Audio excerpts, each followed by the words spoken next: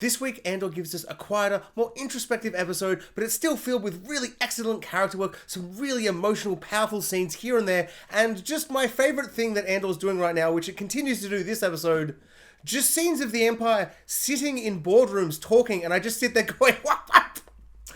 Sorry, what? Why is this so good? Why do I love the Empire now? Why do all the Empire characters feel so real and rich and just like people? I don't think they're like cackling psycho villains. Even when one of them literally mentions the cackling psycho villain that is the Emperor, I'm still like, this is so grounded. I get literal like goosebumps watching some of these scenes. Like, it's so fascinating. It's so interesting. I just love what Andor is doing. And even in maybe the quietest episode and like the slowest episode, I found it just impossibly enthralling.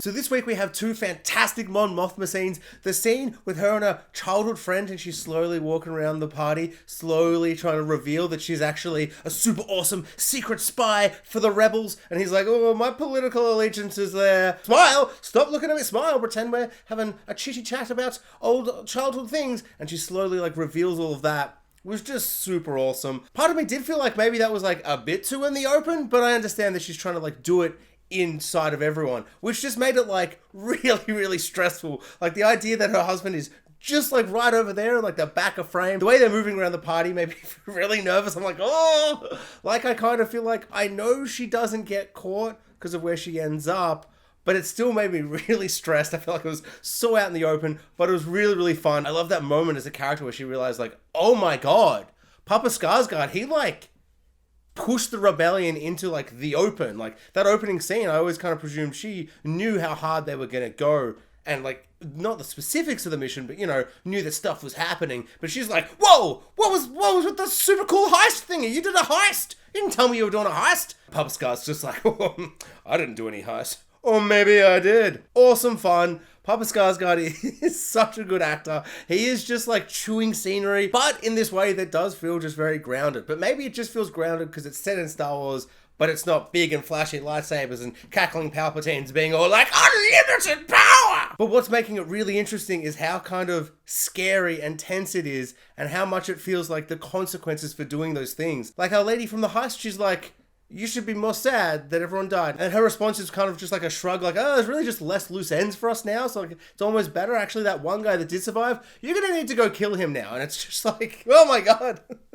The rebels, are they even that good? Yeah, they're pretty good, but they have to go to such extreme lengths, and it's just so fun seeing them get pushed to those places. It's just really cool. Speaking of cool, the place that Andor goes at the end of the episode, like this cool beach planet, was just awesome. Like that establishing shot, we see all the birds and the music's kind of like, I'm like, huh, feels like we're going to get like a party atmosphere. And it was. Andor's got a babe in his bed and he's walking around to get to the shops to get something, I don't know, food or whatever, luxurious food. The interaction with Andor and like the lifeguard stormtrooper or whatever he was, the beach patrol boy, that felt really strong. I loved how he's just like, hey, I can tell you're sweating. He's like, it's bloody hot. He's like, I don't know. It's like a suspecty kind of sweating. And that whole scene played really well. I love that like I don't know, Alan Tudyk from the bloody Rogue One, he's like walking up and it's like, oh, is it going to be maybe him with the voice? But no, it's just super scary evil ones because he was like an evil one, like turns good or whatever. It was a really fun interaction that kind of felt really horrible and serious because it's like, yeah, he did kind of look a little bit suspect and he kind of let the paranoia of knowing that he has done something wrong kind of like creep into him, and so he looks a little bit suspect, and that all played really well. I just think that's like what the show's doing so well, being so grounded, so intense and kind of horrific, but in kind of such a low, small scale where it doesn't feel kind of over the top and silly. That being said, the next scene almost gets a little silly where she's like, oh, this sentence is usually 6 months. Now it's 6 years.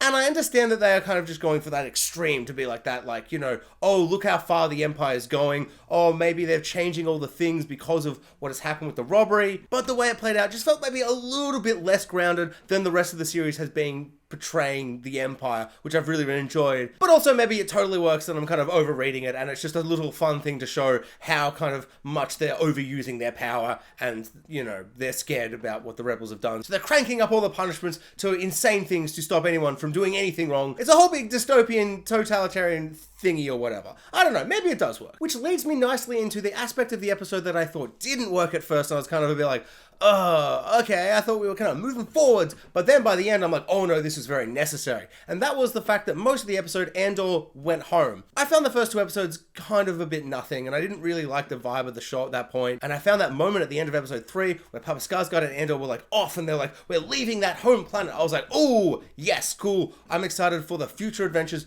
off this planet. And him coming back so quickly, I found that just a bit like, oh, okay, we're already back here. Someone push him off planet again.